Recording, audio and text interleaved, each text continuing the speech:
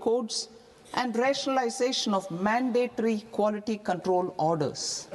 High-level committees have been formed, and in parallel, the central government is working with the state governments on deregulation and reducing compliance requirements. The Reform Express is well on its way and will maintain its momentum to help us fulfill our kartavya. I now move to specific proposals. Under our first kartavya, to accelerate and sustain economic growth, I propose interventions in 6 areas. 1. Scaling up manufacturing in 7 strategic and frontier sectors. 2. Rejuvenating legacy industrial sectors. 3. Industrial sectors. 3. Creating champion MSMEs. 4. Delivering a powerful push for infrastructure. 5. Ensuring long-term security and stability. And 6. Developing city economic regions. Scaling up of manufacturing in 7 strategic and frontier sectors. Biopharma Shakti, meaning biopharma strategy for health advancement through knowledge, technology, and innovation. India's disease burden is observed to be shifting towards non-communicable diseases like diabetes, cancer, and autoimmune disorders. Biologic medicines are key to longevity and quality of life at affordable costs. To develop India as a global biopharma manufacturing hub,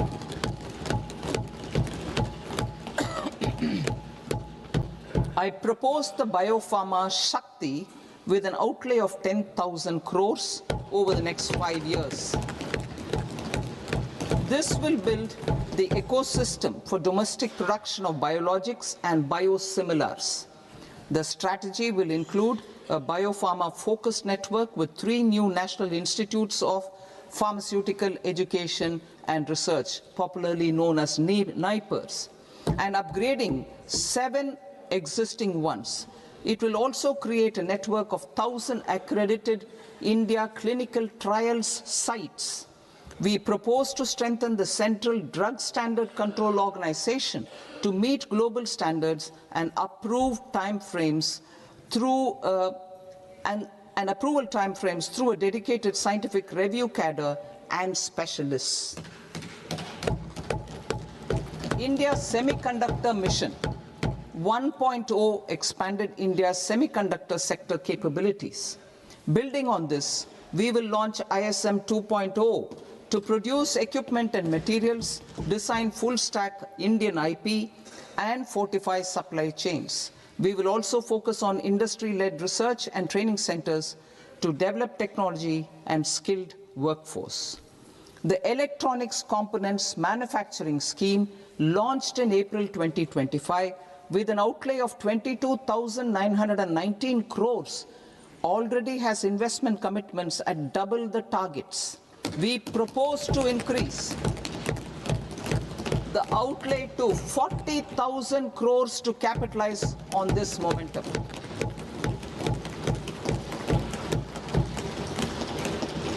A scheme for rare earth permanent magnets was launched in 2025 November.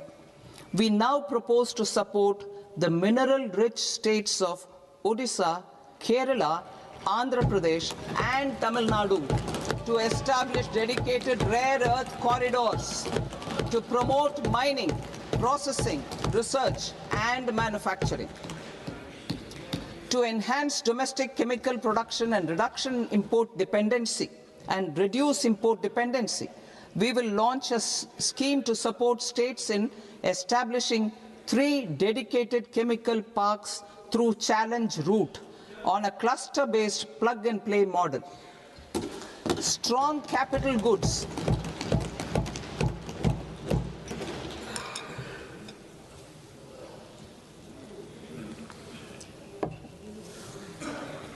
Strong capital goods capability is a determinant of productivity and quality across different sectors. Towards building this capacity, I propose the following.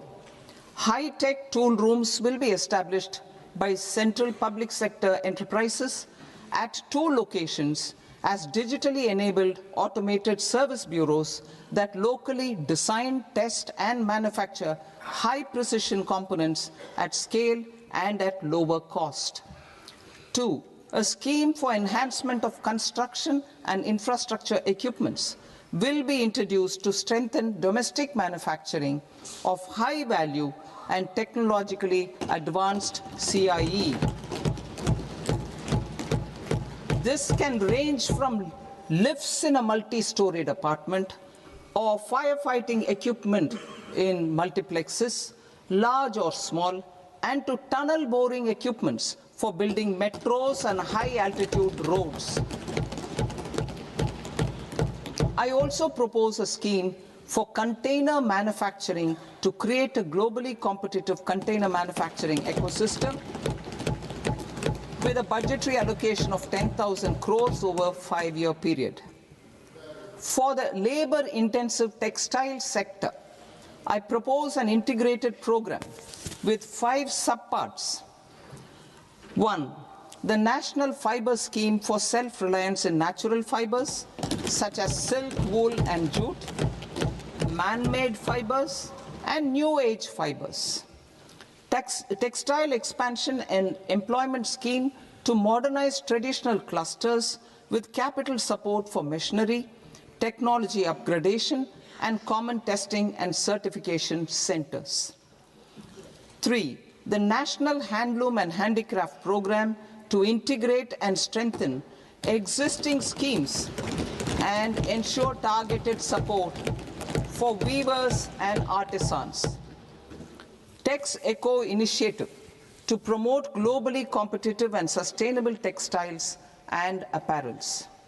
Samarth 2.0 to modernize the upgrade the textile skilling ecosystem through collaboration with industry and academic institutions. Further, I propose to set up mega textile parks in challenge mode. They can also focus on bringing value addition to technical textiles. I propose to launch the Mahatma Gandhi Gram Swaraj initiative to strengthen khadi, handloom, and handicrafts. This will help in global market linkage and branding. It will streamline and support training, skilling, quality of process, and production. This will benefit our weavers, village industries, One District, One Product ODOP initiative, and also our rural youth. India has the potential to emerge as a global hub for high-quality, affordable sports goods. I propose a dedicated initiative for sports goods that will promote manufacturing, research, and innovation in equipment design, as well as material sciences. Rejuvenation of legacy industrial clusters. I propose to introduce a scheme to revive 200 legacy industrial clusters to improve their cost competitiveness and efficiency through infrastructure and technology upgradation.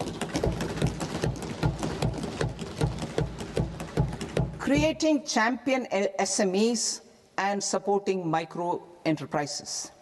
Recognizing MSMEs as a vital engine of growth, I propose a 3-pronged approach to help them grow as champions. Equity support. I propose to introduce a dedicated 10,000 crores SME growth fund to create future champions, incentivizing enterprises based on select criteria. I also propose to top up the Self-Reliant India Fund set up in 2021 with 2,000 crores to continue support to micro enterprises and maintain their access to risk capital. Liquidity support. With TREDS, more than 7 lakh crore has been made available to MSMEs. To leverage its full potential, I propose 4 measures. 1. Mandate TREDS as the transaction settlement platform for all purchases from MSMEs by CPSEs, serving as a benchmark for other corporates. 2. Introduce a credit guarantee support mechanism through CGTMSE for invoice discounting on TREDS platform. 3. Link GEM with TREDS for sharing information with financiers about government purchases from MSMEs, encouraging cheaper and quicker financing. 4. Introduce TREDS receivables as asset-backed securities, helping develop a secondary market, enhancing liquidity and settlement of transactions. Professional support. Government will facilitate professional institutions such as the ICAI, ICSI, ICMAI to design short-term modular courses and practical tools to develop a cadre of corporate mitras, especially in Tier 2 and Tier 3 towns. These accredited para-professionals will help MSMEs meet compliance requirements at affordable costs. Infrastructure.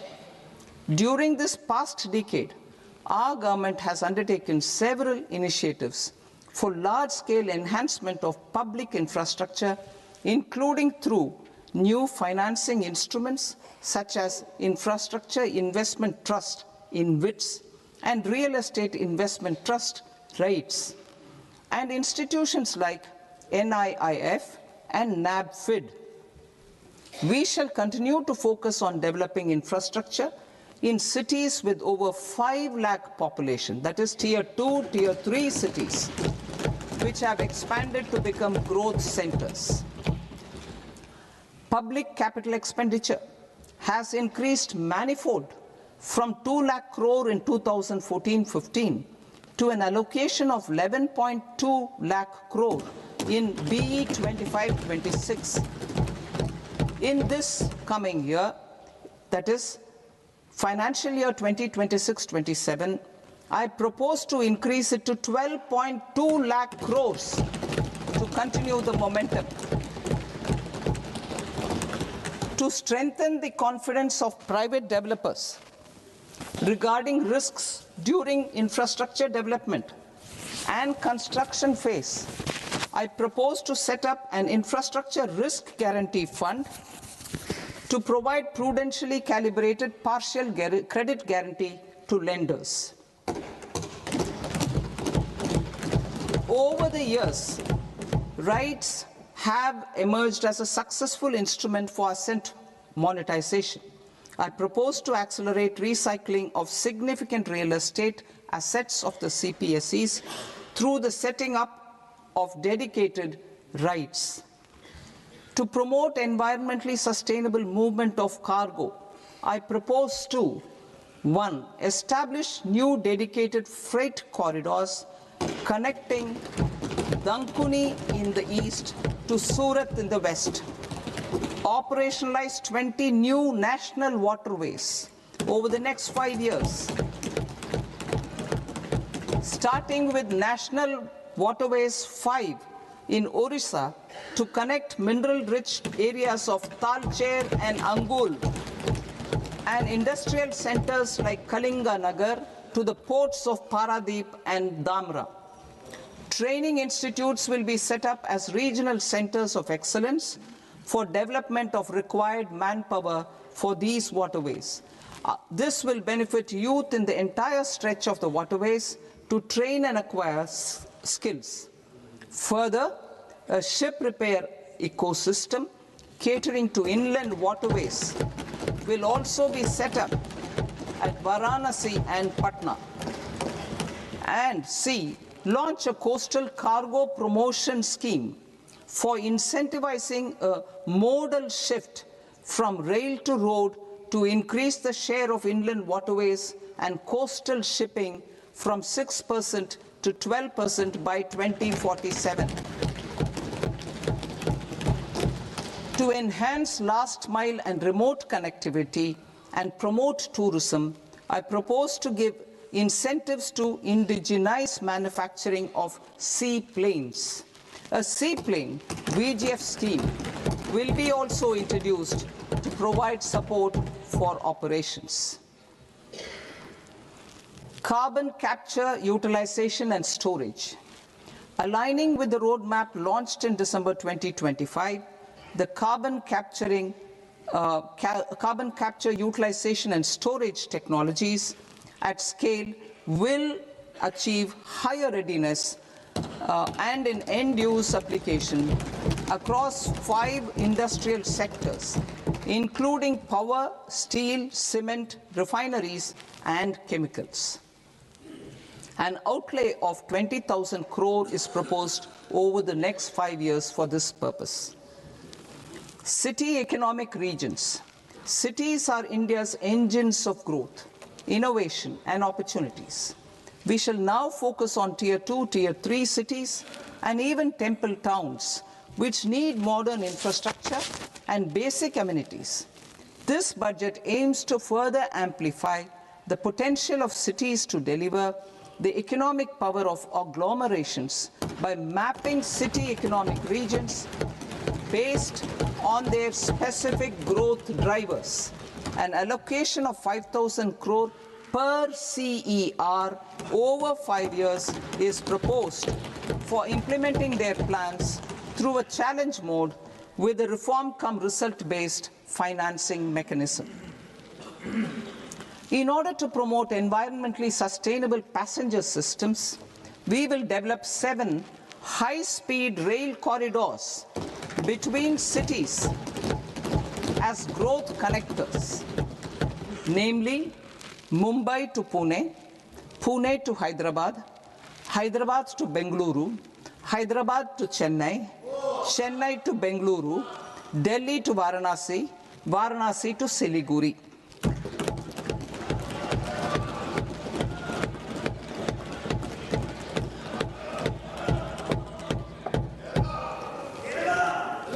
Financial sector. The Indian banking sector today is characterized by strong balance sheet, historic highs in profitability, improved asset quality, and coverage exceeding 98% of villages in the country. At this juncture, we are well placed to futuristically evaluate the measures needed to continue on the path of reform-led growth of this sector. I propose setting up a high-level committee on banking for Vikasit Bharat. High-level committee on banking for Vikasit Bharat to comprehensively review the sector and align it with India's next phase of growth, while safeguarding financial stability, inclusion, and consumer protection. The vision for NBFCs for Vikasit Bharat has been outlined with clear targets for credit disbursement and technology adoption in order to achieve scale and improve efficiency in the public sector NBFCs. As a first step, it is proposed to restructure the Power Finance Corporation and Rural Electrification Corporation. I propose a comprehensive review of the foreign exchange management non-debt instruments rules to create a more contemporary, user-friendly framework for foreign investments consistent with India's evolving economic priorities. Corporate bond market. I propose to introduce a market-making framework with suitable access to funds and derivatives on corporate bond indices. I also propose to introduce total return swaps on corporate bonds. Municipal bonds. To encourage the issuance of municipal bonds of higher value by larger cities, I propose an incentive of 100 crore rupees for a single bond issuance. 100 crore rupees for a single bond issuance of more than 1,000 crore. The current scheme under Amrit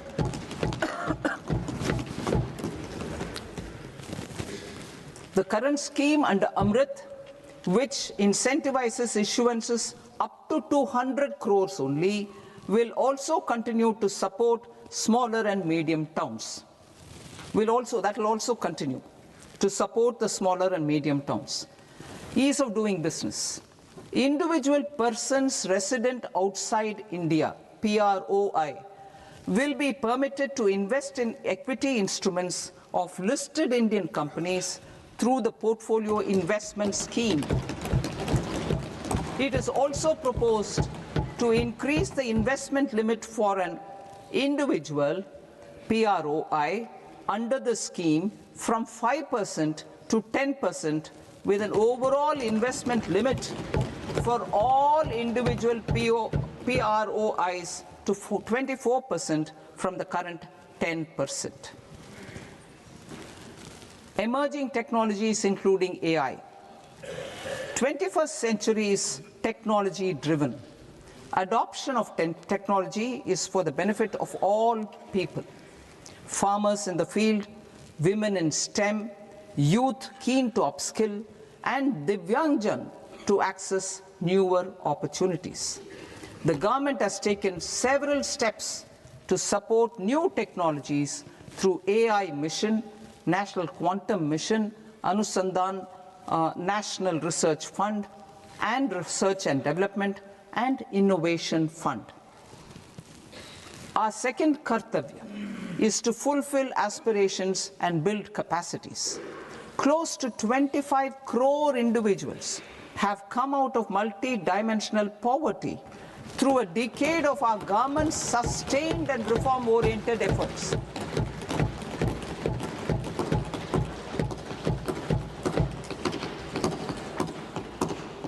Our government has therefore decided to place a renewed emphasis on the service sector to provide a pathway to fulfilling aspirations of a youthful India with the following measures. I propose to set up a high-powered education to employment and enterprises standing committee to recommend measures that focus on services sector as a core driver of Vikasit Bharat. This will make us a global leader in services with a 10% global share by 2047.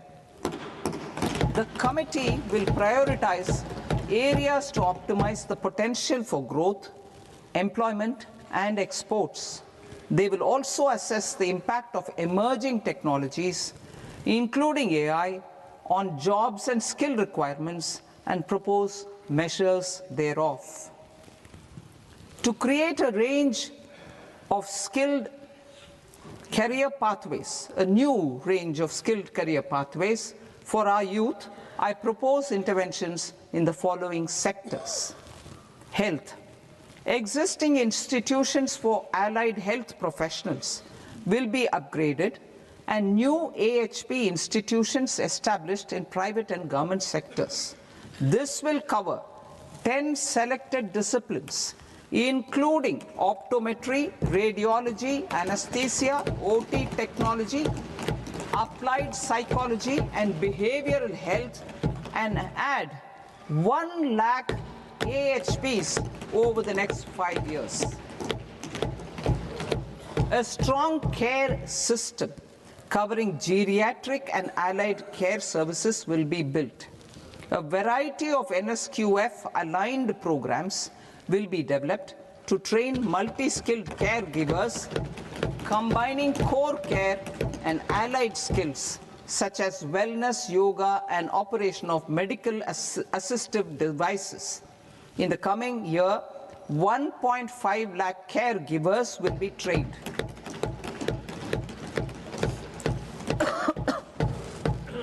Hubs for medical value tourism.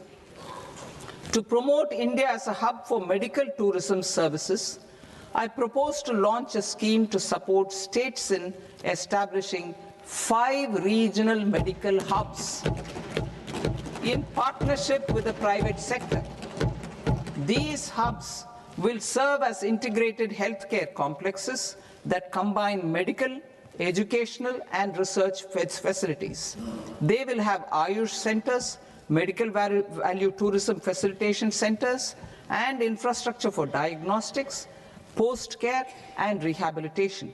These hubs will provide diverse opportunities, job opportunities for health professionals, including doctors and AHPs. Ancient Indian yoga, already respected in several parts of the world, was given a mass global recognition when Honorable Prime Minister took it to the UN. Post-COVID, Ayurveda gained a similar global acceptance and recognition. Exporting quality Ayurveda products helps farmers who grow the herbs and youth who process the products. To meet growing global demand, a few more steps are being taken. I propose to, 1, set up 3 new All India Institutes of Ayurveda. 2, upgrade Ayush pharmacies and drug testing labs for higher standards of certification ecosystem and make available more skilled personnel. 3, upgrade the WHO Global Traditional Medicine Center in Jamnagar to bolster evidence-based research, training, and awareness for traditional medicine. Animal husbandry. Livestock contributes to close to 16% of farm income, including of poor and marginal households. To scale up availability of veterinary professionals by more than 20,000, I propose to roll out a loan-linked capital subsidy support scheme for establishment of veterinary and para-veterinary colleges, veterinary hospitals, diagnostic laboratories, and breeding facilities in private sector. Collaboration between Indian and foreign institutions will also be facilitated. Orange economy. India's animation, visual effects, gaming and comics sector, AVGC sector, is a growing industry projected to require 2 million professionals by 2030. I propose to support the Indian Institute of Creative Technologies, Mumbai, in setting up AVGC content creator labs in 15,000 secondary schools all over the country and 500 colleges. The Indian design industry is expanding rapidly, and yet there is a shortage of Indian designers. I propose to establish, through Challenge Route, a new National Institute of Design to boost design education and development in the eastern region of India. Education. Our government will support states through Challenge Route in creating 5 university townships in the vicinity of major industrial and logistics corridors. These planned academic zones will host multiple universities, colleges, and research institutions, skill centers, and residential complexes. In higher education, STEM institutions, prolonged hours of study and laboratory work pose some challenges for girl students. Through VGF, Viability Gap Funding, and capital support, 1 girls' hostel will be established in every district.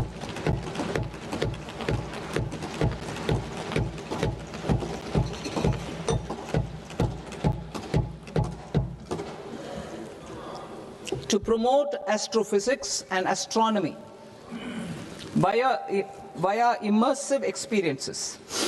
4 telescope infrastructure facilities will be set up or upgraded. The National Large Solar Telescope, the National Large Optical Infrared Telescope, the Himalayan Chandra Telescope, and the Cosmos 2 Planetarium. Tourism. The tourism sector has the potential to play a large role in the employment generation, forex earnings, and expanding the local economy. I propose to set up a National Institute of Hospitality by upgrading the existing National Council for Hotel Management and Catering Technology. It will function as a bridge between academia, industry, and government. I also propose a pilot scheme for upskilling 10,000 guides in 20 iconic tourist sites through a standardized, high-quality, 12-week training course in hybrid mode in collaboration with the Indian Institute of Management. A national destination digital knowledge grid will be established to digitally document all places of significance, cultural, spiritual, and heritage. This initiative will create a new ecosystem of jobs for local researchers, historians, content creators, and technology partners.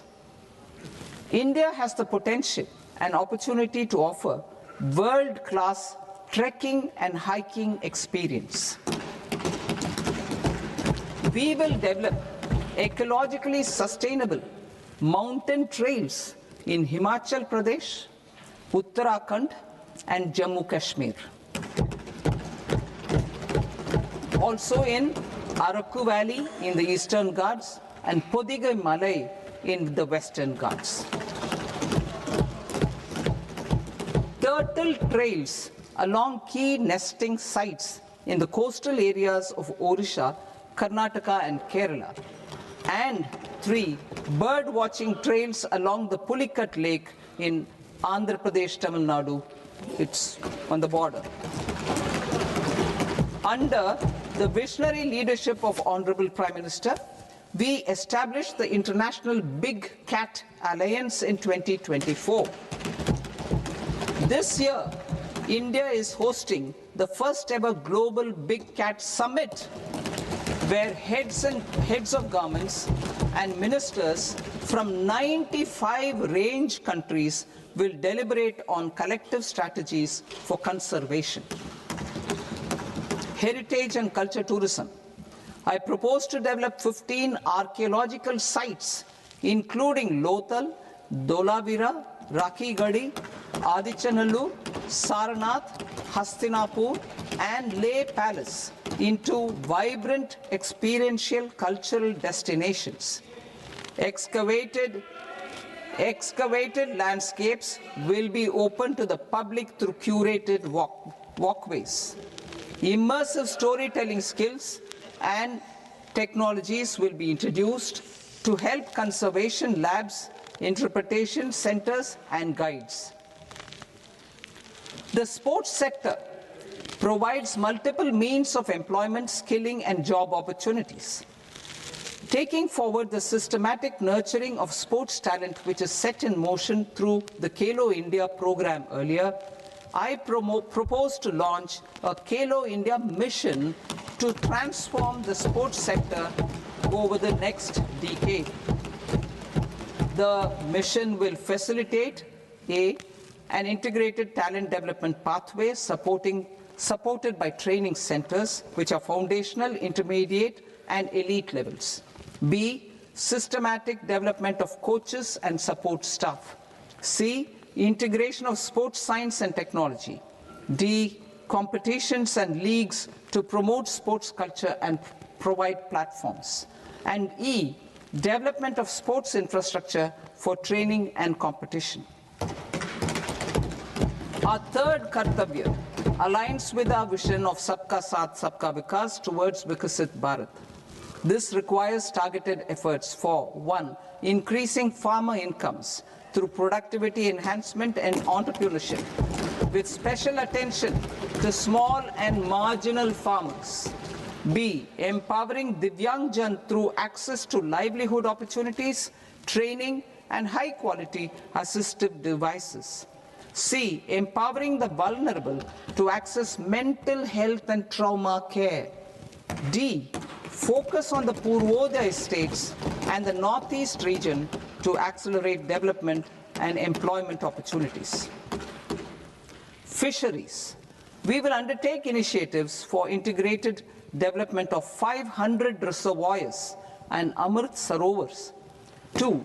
Strengthen the fisheries value chain in coastal areas and enable market linkages involving startups and women-led groups together with fish farmer producer organizations. Animal husbandry. To provide quality employment opportunities in rural and peri-urban areas, we will support the animal husbandry sector in entrepreneurship development through A. A credit-linked subsidy program, B. Scaling up and modernization of livestock enterprises, C. Enhanced creation of livestock, dairy, and poultry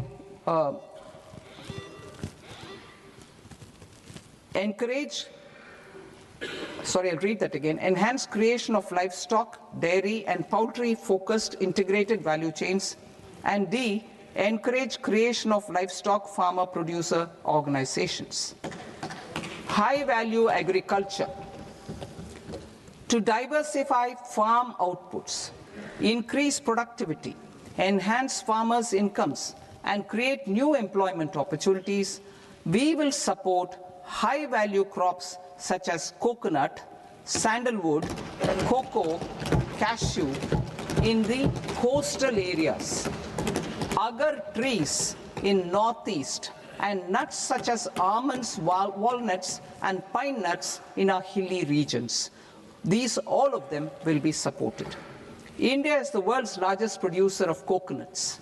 About 30 million people, including nearly 10 million farmers, depend on coconuts for their livelihood. To further enhance competitiveness in coconut production, I propose a coconut promotion scheme to increase production and enhance productivity through various interventions, including replacing and non-productive trees with new saplings or plants or varieties in major coconut growing states. A dedicated program is proposed for Indian cashew and cocoa to make India self-reliant in raw cashew and coconut production and processing, enhance export competitiveness, and transform Indian cashew and Indian cocoa into premium global brands by 2030. Sandalwood. Sandalwood is closely linked to India's social and cultural heritage.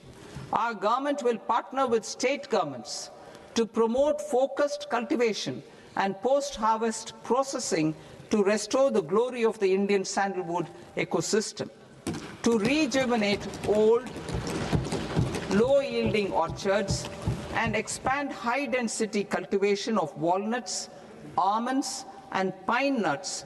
We will support a dedicated program to enhance farmer incomes and in bringing value addition by engaging youth.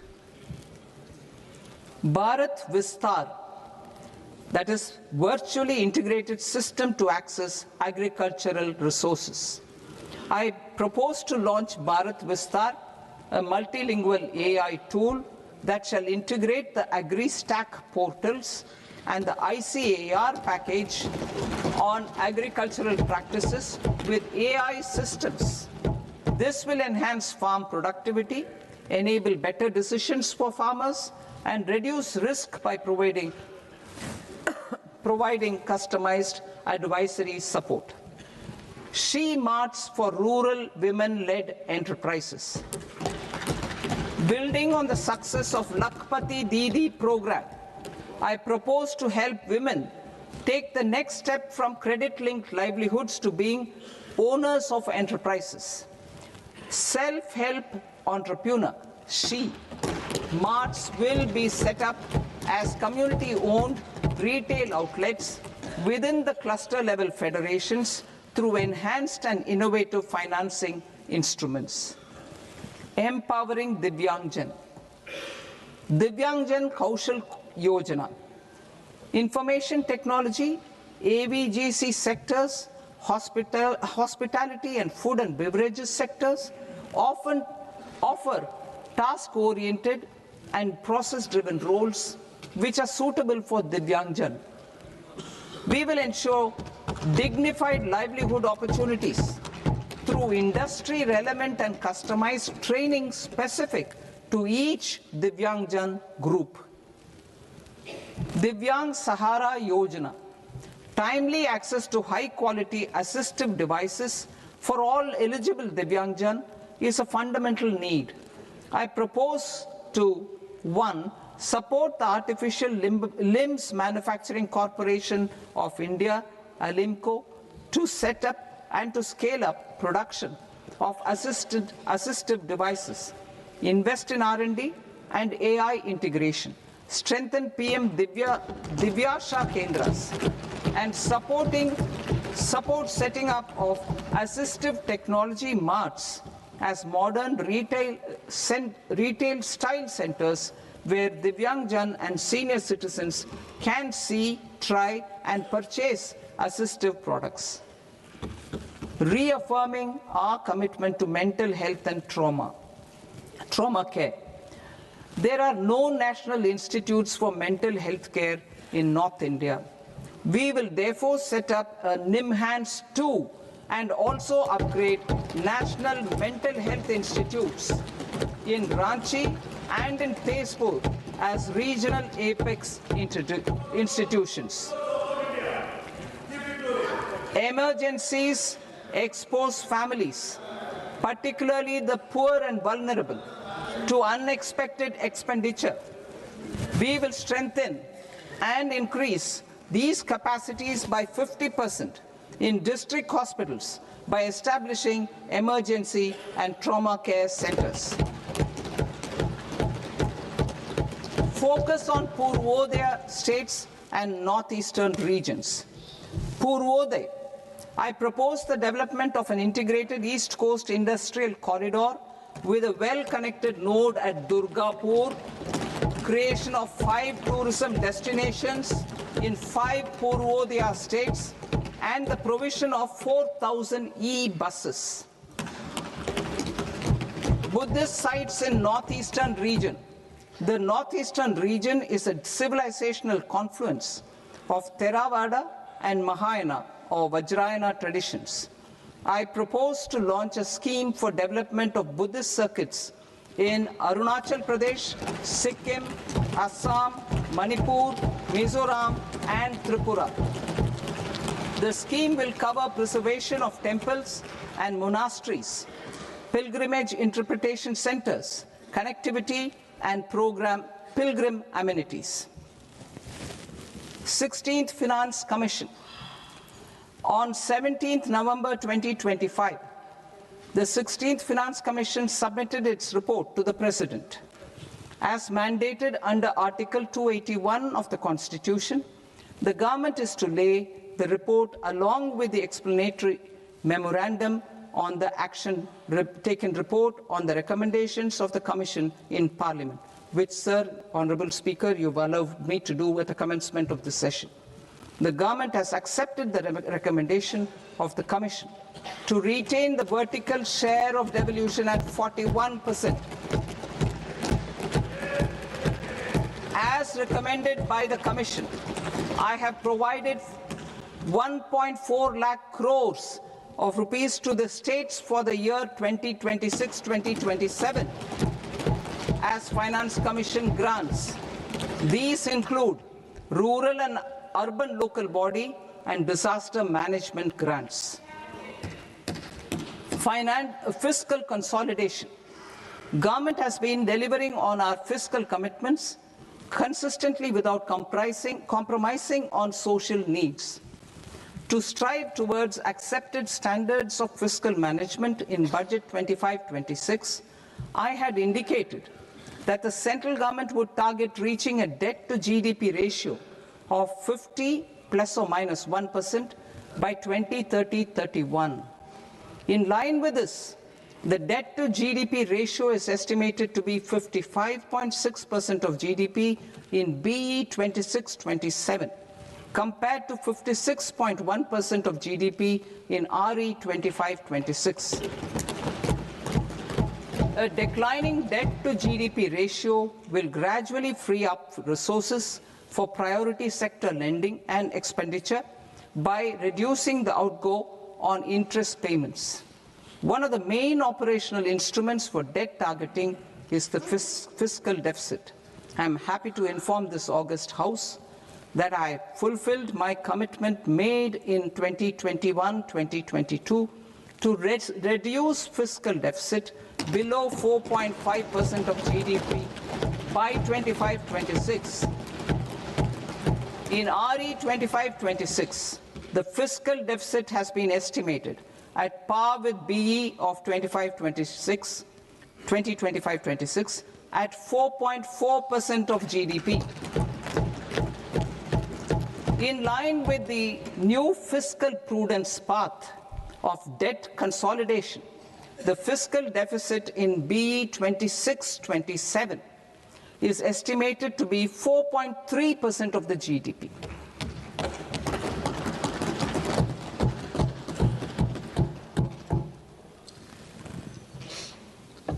The revised estimates of the non-debt receipts are 34 lakh crore rupees, of which the centre's net tax receipts are 26.7 lakh crore.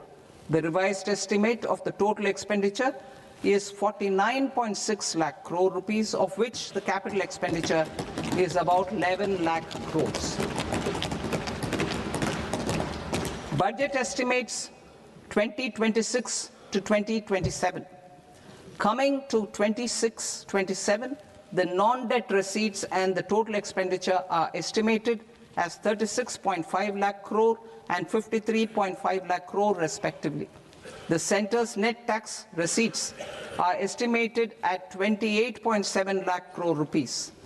To finance the fiscal deficit, the net market borrowings from dated securities are estimated at 11.7 lakh crore rupees. The balance financing is expected to come from small savings and other sources. The gross market borrowings are estimated at 17.2 lakh crore rupees. I'll now move to Part B. Part B, direct taxes.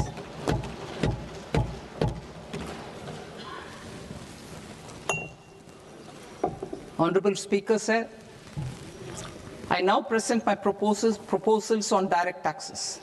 New Income Tax Act. In July 2024, I announced a comprehensive review of the Income Tax Act 1961. This was completed in a record time, and the Income Tax Act 2025 will come into effect from 1st April 2026. The simplified income tax rules and forms will be notified shortly, giving adequate time to taxpayers to acquaint themselves with its requirements. The forms have been redesigned such that ordinary citizens can comply without difficulty. Ease of living. I propose that any interest awarded by the Motor Accident Claims Tribunal to a natural person will be exempt from income tax, and any TDS on this account will be done away with. I propose to reduce TCS rate on the sale of overseas tour program package from the current 5% and 20% to 2% without any stipulation of amount. I propose to reduce TCS rate for pursuing education and for medical purposes under the Liberalized Remittance Scheme, popularly known as LRS, from 5% to 2%. Supply of manpower services is proposed to be specifically brought within the ambit of payment to contractors for the purpose of TDS to avoid ambiguity. Thus, TDS on these services will be at the rate of either 1% or 2% only. I propose a scheme for small taxpayers wherein a rule-based automated process will enable obtaining a lower or nil deduction certificate instead of filing an application with the assessing officer. For the ease of taxpayer holding securities in multiple companies, I propose to enable depositories to accept Form 15G or Form 15H from the investor and provide it directly to various relevant companies. I propose to extend time available for revising returns from 31st December to up to 31st March with the payment of a nominal fee. I also propose to stagger the timeline for filing of tax returns. Individuals with ITR 1 and ITR 2 returns will continue to file till 31st July, and non-audit business cases or trusts are proposed to be allowed time till 31st August. TDS on sale of immovable property by a non-resident is proposed to be deducted and deposited through resident buyers and his or her PAN-based challan instead of requiring a TAN, which is a temporary accounting number. To address practical issues of small taxpayers like students, young professionals, tech employees, relocated NRIs, and such others, I propose to introduce a one-time 6-month foreign asset disclosure scheme for these taxpayers to disclose income or assets below a certain size. This scheme would be applicable for two categories of taxpayers, namely A, who did not disclose their overseas income or assets, and B, who disclosed their overseas income and or paid due tax but could not declare the asset acquired. For category A, the limit of undisclosed income or asset is proposed to be up to 1 crore rupees. They need to pay 30% of fair market value of asset or 30% of undisclosed income as tax and 30% as additional income tax in lieu of penalty, and would thereby get immunity from prosecution.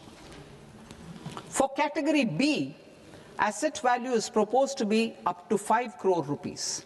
Here, immunity from both penalty and prosecution will be available with a payment of fee of 1 lakh rupees. Rationalizing penalty and prosecution. Multiplicity of proceedings are hindrance to the ease of doing business.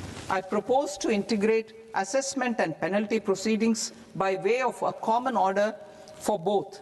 There will be no interest liability on the taxpayer on the penalty amount for the period of appeal before the first appellate authority, irrespective of the outcome of appeal process. Further, quantum of prepayment is being reduced from 20% to 10% and will continue to be calculated only on core tax demand. As an additional measure for reducing litigation, I propose to allow taxpayers to update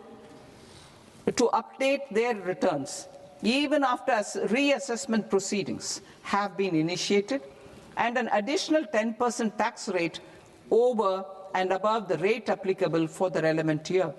The assessing officer will then use only this updated return in his proceedings.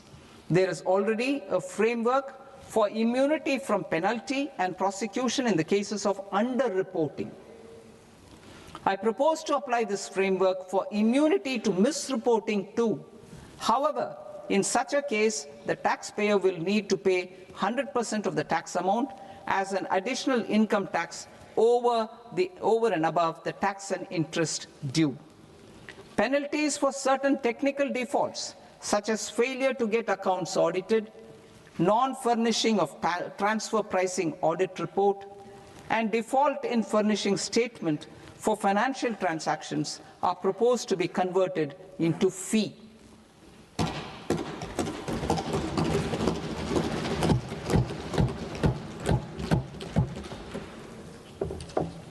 I propose to rationalize prosecution framework under Income Tax Act while maintaining a careful balance for deterrence in some serious offence. Non-production of books of account and documents and requirement of TDS payment where payment is made in kind are being decriminalized. Further, minor offences will attract fine only. The remaining prosecutions will be graded commensurate with the quantum of offence. They will entail only simple imprisonment with maximum imprisonment reduced to 2 years and power to courts to convert even those into fines. There is no penalty. There is no penalty presently for non-disclosure of non-immovable foreign assets with aggregate value less than 20 lakh rupees. I propose to also provide them with immunity from prosecution with retrospective effect from 1/10/2024.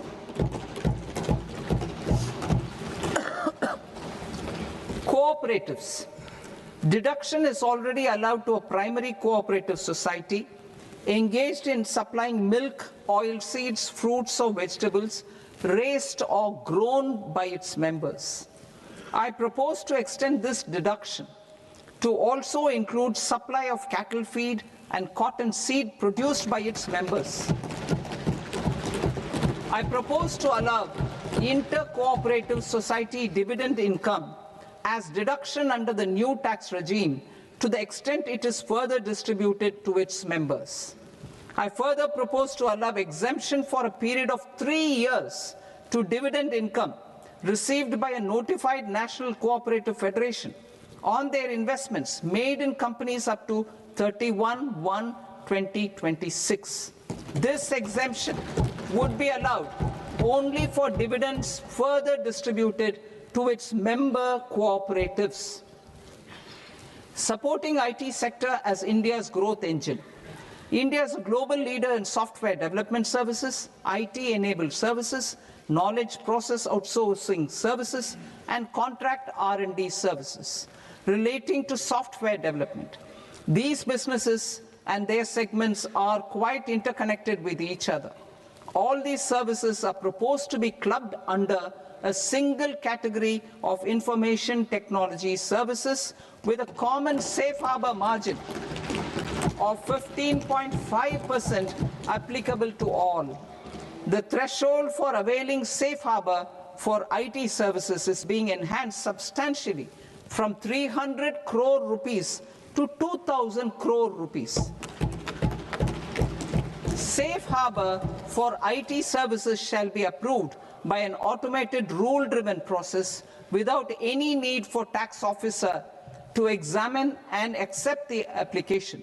Once applied by an IT services company, the same safe harbor can be continued for a period of 5 years at a stretch at its choice. For IT services companies who want to conclude advanced pricing agreement, APA, I propose to fast-track unilateral APA process for IT services and endeavor to conclude it within a period of 2 years. The period of 2 years can be extended by a further period of 6 months on taxpayers' request. I propose to extend the facility of modified returns available to the entity entering APA to its associated entities also. Attracting global business and investment. Recognizing the need to enable critical infrastructure and boost investment in data centers, I propose to provide tax holiday till 2047 to any foreign company that provides cloud services to customers globally by using data center services from India. It will, however, need to provide services to Indian customers through an Indian reseller entity. I also propose to provide a safe harbor of 15% on cost in case the company providing data center services from India is a related entity. To harness the efficiency of just-in-time logistics for electronic manufacturing, I propose to provide safe harbor to non-residents for component warehousing in a bonded warehouse at a profit margin of 2% of the invoice value. The resultant tax of about 0.7% will be much lower than in competing jurisdictions. To provide fillip to toll manufacturing in India, I propose to provide exemption from income tax for 5 years to any non-resident who provides capital goods, equipment, or tooling to any toll manufacturer in a bonded zone. To encourage vast pool of global talent to work in India for a longer period of time, I propose to provide exemption to global, non-India sourced income of a non-resident expert for a stay period of 5 years under notified schemes. I propose to provide exemption from minimum alternate tax, the MAT, to all non-residents who pay tax on presumptive basis. Tax administration. I propose to constitute a joint committee of Ministry of Corporate Affairs and Central Board of Direct Taxes for incorporating the requirements of income computation and disclosure standards, the ICDS, in the Indian Accounting Standards, IND AS itself. Separate accounting requirement based on ICDS will be done away with from the tax year 27-28.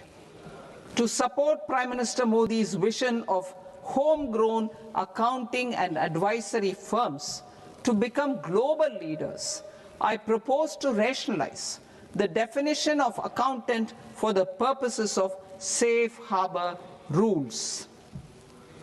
Other tax proposals. Change in taxation of buyback was brought in to address the improper use of buyback route by promoters.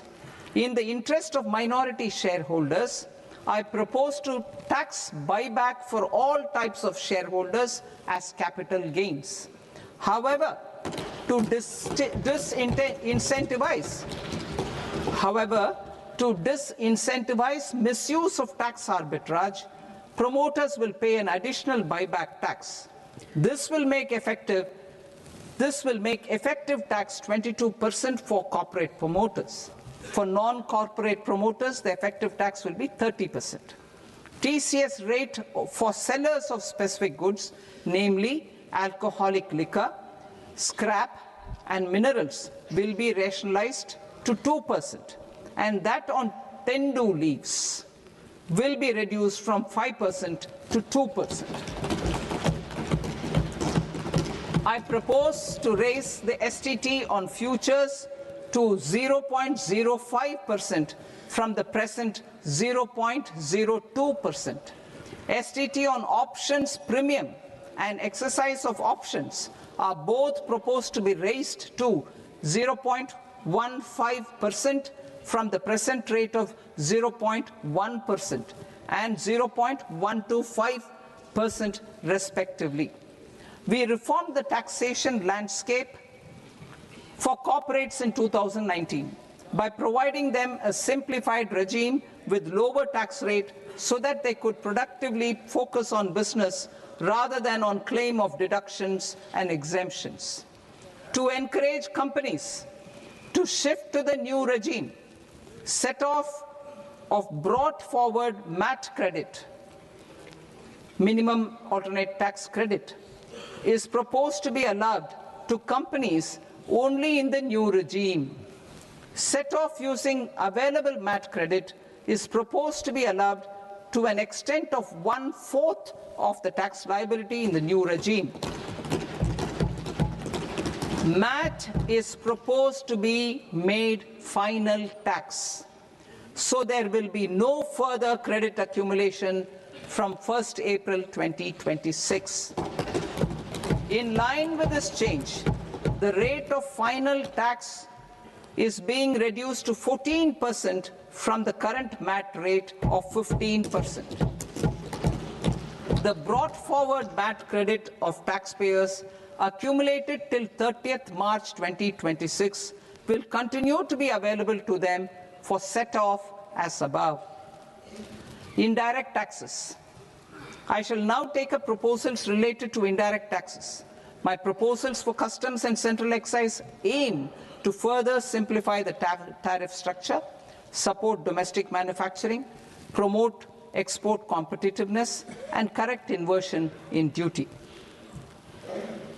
To continue weeding out long-continuing customs duty exemptions, I propose to remove certain exemptions on items which are being manufactured in India or where the imports are negligible. Similarly, to further simplify the process of ascertaining the rate of duty applicable on a particular item, I propose to incorporate certain effective rates in various customs notifications to the tariff schedule itself. I shall now take up sector-specific proposals. Promotion of exports of marine, leather, and textile products. I propose to increase the limit for duty-free imports of specified inputs used for processing seafoods for export from the current 1% to 3% of FOB value of the previous year's export turnover. I also propose to allow duty-free imports of specified inputs, which is currently available for exports of leather or synthetic footwear, to exports of shoe uppers as well. I propose to extend the time period for export of final product from the existing 6 months to 1 year for exporters of leather or textile garments, leather or synthetic footwear, and other leather products. Energy transition and security. I propose to extend the basic customs duty exemption given to capital goods used for manufacturing lithium-ion cells for batteries to those used for manufacturing lithium-ion cells for battery energy storage systems also. I propose to exempt basic customs duty on import of sodium antimonate for use in manufacture of solar glass.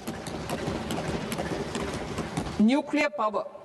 I propose to extend the existing basic customs duty exemption on imports of goods required for nuclear power projects till the year 2035 and expand it for all nuclear plants irrespective of their capacity.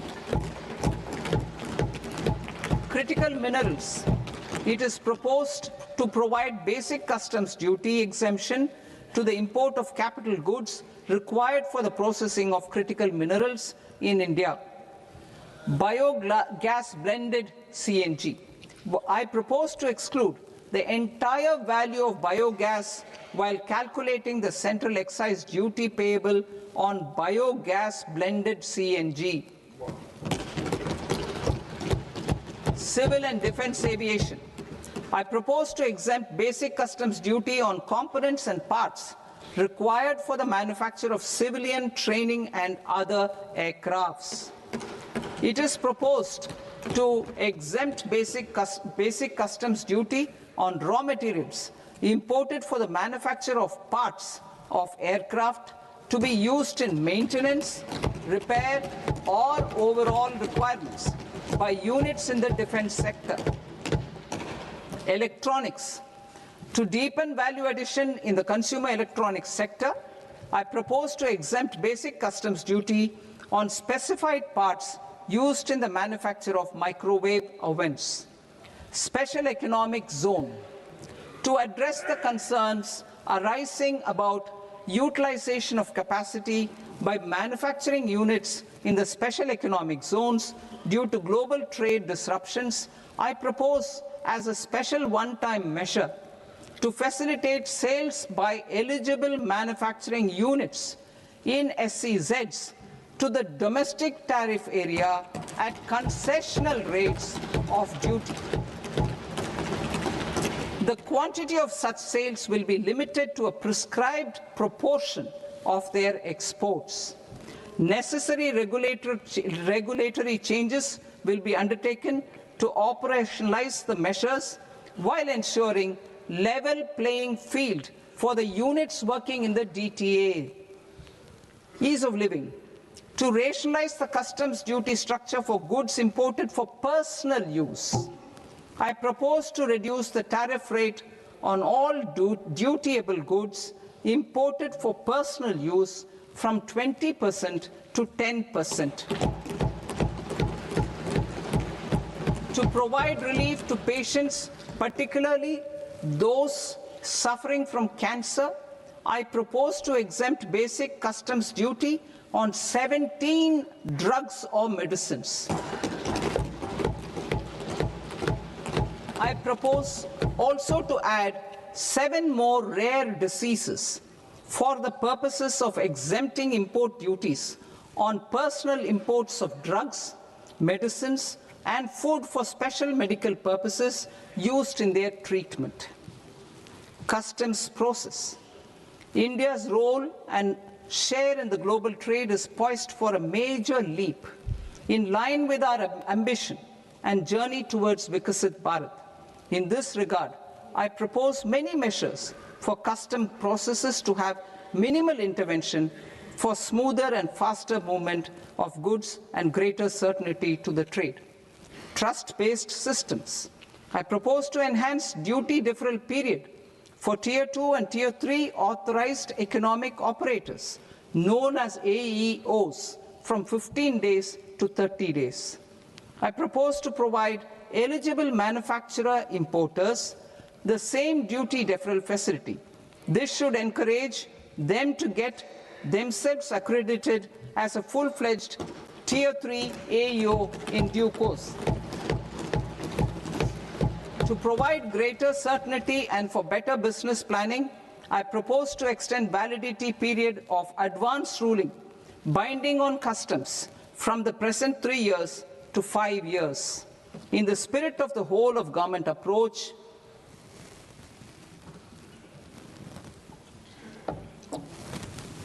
government agencies will be encouraged to leverage AEO accreditation for preferential treatment in clearing their cargo.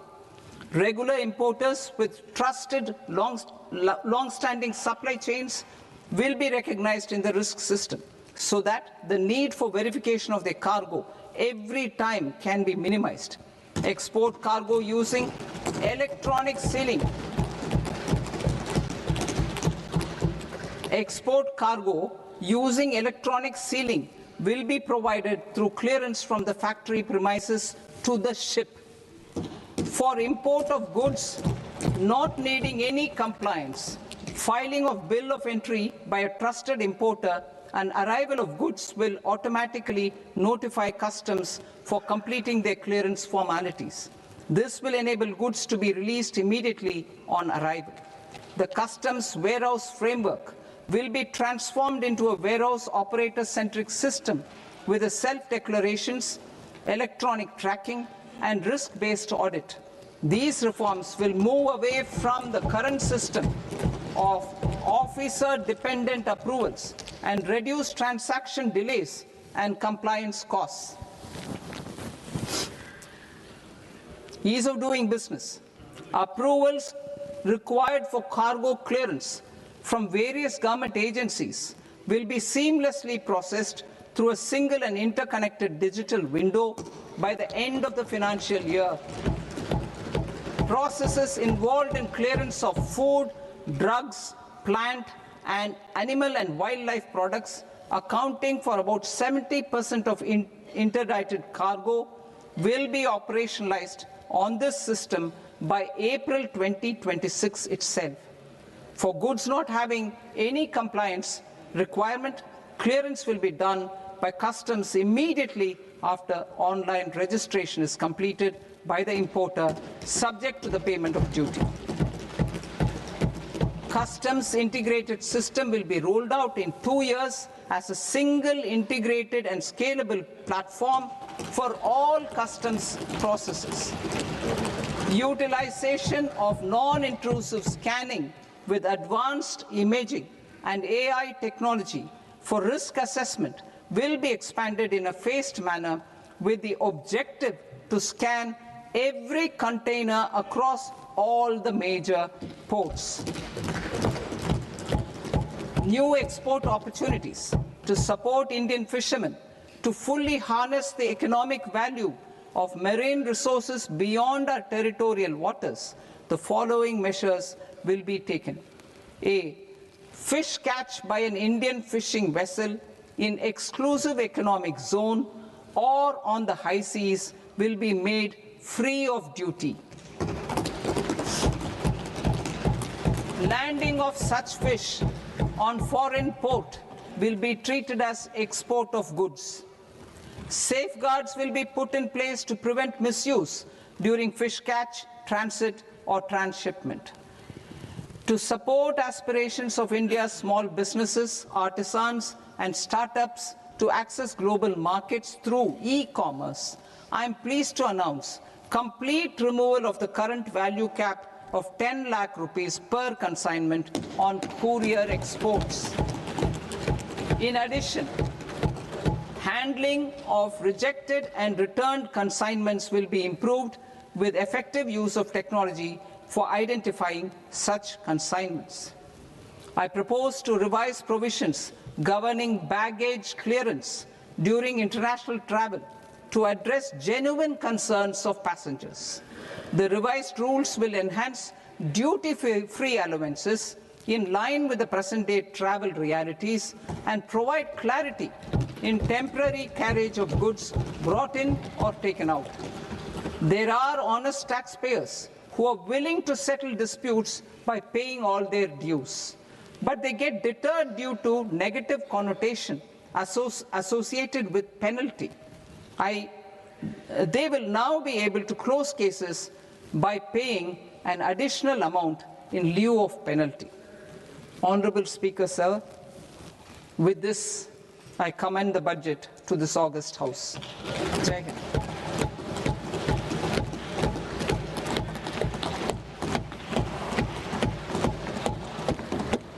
One and a half hours. Item number 3 माननीय वित्त मंत्री जी।